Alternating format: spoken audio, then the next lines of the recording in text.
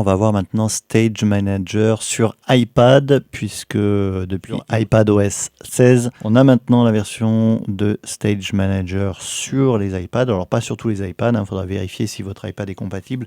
Mais en tout cas, si ça l'est, c'est là aussi très appréciable, puisqu'on retrouve exactement le même fonctionnement que sur Mac. Donc vous voyez, on a une capture d'écran qui vient du site d'Apple, il nous explique un petit peu ce fonctionnement de Stage Manager, et on voit qu'on va pouvoir passer d'une fenêtre à l'autre, et surtout avoir des fenêtres qui se détachent un petit peu comme on l'a sur le Mac. Donc comment ça marche? Pour vous montrer ça, je vais partager avec AirPlay l'écran de mon iPad directement sur le Mac, voilà, ce qui va permettre de vous montrer comment bénéficier de Stage Manager sur iPad. Alors déjà, il n'est pas activé par défaut, donc il va falloir cliquer ici sur écran d'accueil et multitâche pour pouvoir activer Stage Manager ici. Donc là, je vais le faire sur l'iPad, voilà, et ça permet d'activer la fonction. Donc soit vous pouvez lui dire de mettre toutes les applications récentes dans Stage Manager ou pas.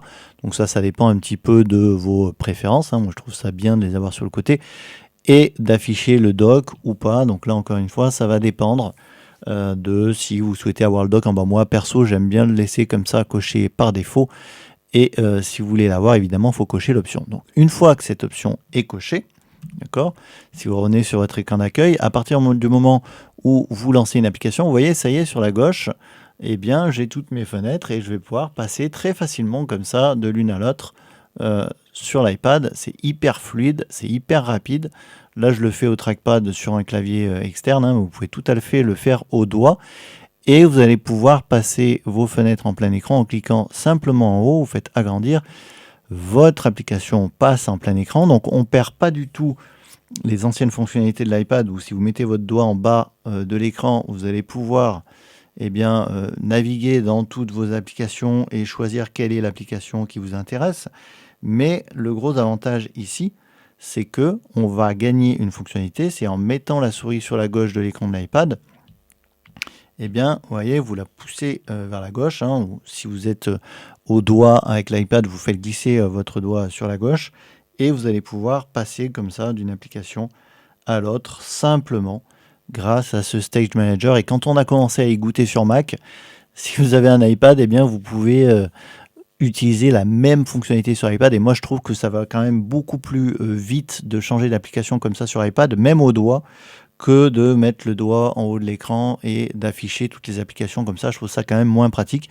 C'est exactement la même chose que sur Mac. Pour moi, ça change quand même beaucoup de choses dans la gestion des fenêtres sur iPad. Et ça, c'est vraiment très appréciable que les deux plateformes, iPadOS et macOS, se rapprochent, puisqu'on a la même philosophie, la même ergonomie de travail, surtout que les deux systèmes partagent beaucoup d'applications en commun. C'est le cas pour Contact, pour Mail, pour Messages, pour l'application Livre, l'application Apple Music, Apple TV, les photos.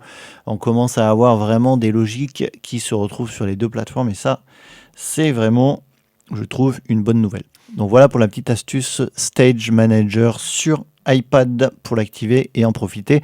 Et je précise que ça fonctionne également sur les écrans externes. Donc si vous reliez votre iPad en USB-C ou en Thunderbolt à un écran externe, que ce soit un écran Apple ou pas, vous aurez avec votre clavier et votre souris la possibilité tout simplement d'utiliser votre iPad avec le clavier et la souris et Stage Manager, ce qui fait que c'est assez bluffant. Avec l'iPad en mode écran externe, on se retrouve quasiment comme si on avait un Mac. C'est un peu perturbant, on se croit presque sur macOS. Donc en fonction de votre usage, l'iPad commence vraiment à pouvoir rivaliser avec le Mac et remplacer le Mac totalement si vous avez un écran externe et que vous utilisez toutes les applications de base d'iPadOS et qu'elles vous suffisent, ou des applications même professionnelles qui commencent à arriver sur l'iPad. Il y a Pixelmator, il y a Affinity, il y a DaVinci Resolve, il y a de plus en plus, il y a même Photoshop, de plus en plus d'applications professionnelles qui commencent à arriver sur l'iPad. Donc ça peut presque, dans certains cas, remplacer complètement le Mac. Et je ne serais pas étonné que dans les années à venir, on ait macOS qui puisse être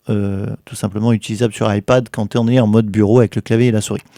On verra ce qu'Apple nous réserve pour la suite, mais en tout cas, déjà avec Stage Manager sur un écran externe ou pas, ça permet d'être beaucoup plus productif sur l'iPad. Voilà pour la petite astuce du jour. Si vous avez des questions, n'hésitez pas. Et moi, je vous dis à lundi prochain pour la prochaine astuce sur l'univers Apple.